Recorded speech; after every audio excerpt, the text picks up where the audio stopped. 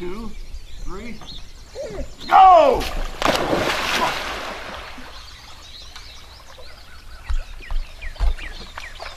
Oh, boy! Come on. A little hard, but there he is. Got him. Come on.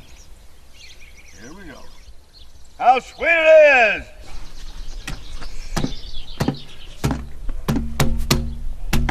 Out there in the lake, we kind of make believe that Osama bin Laden.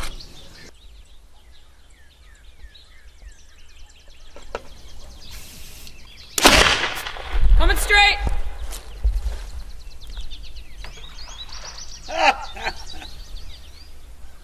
We're going through an evolution in the media now, faster than even those was in the game fully imagined. From radio. Hard to realize. In the 1920s, that's all people had. In the 1950s, that's all they had: radio and television, nothing else. All of a sudden, all these things have collided in the end of the 20th century into this new century. All of these digital dots are starting to happen. It's on television, cable. Of course, it's the online news, web pages, the Googles. All of these things are happening, and it's just fascinating.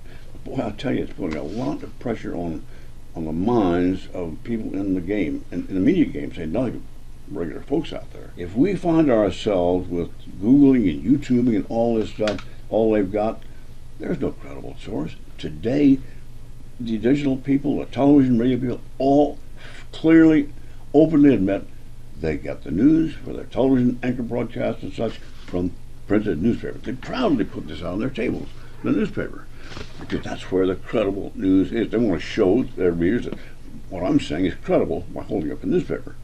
Now, you take that away, you take away this sort of credible news, and what does the leadership of this country, from the courthouse to the White House, have? Google it? Look on the tube for it? It's not credible? I tell you, I can't overstate it. This democracy as we know it would collapse. Thomas Jefferson at my desk, he and James Madison, we sat together, Montpelier, on the second floor. You go down there, you see this beautiful home, but people don't see is a little window up on the second floor. Always stop and look up that one little window. Behind that window is a desk where those two sat and wrote the Declaration of Independence of this country. And that's where it all began, here in Virginia. And we've done a pretty good job in Virginia of maintaining the environment as well as jobs. And across from the corner store there was a little dirt road and a sign for sale. Now, I thought that was interesting. I drove in this dusty little lane. Well, all of a sudden I came to the top of a hill and looked out. Here was this lovely valley out there. And I stood up on a fallen down tree and just looked out there at this. That's it. That's it. Born Great Meadow.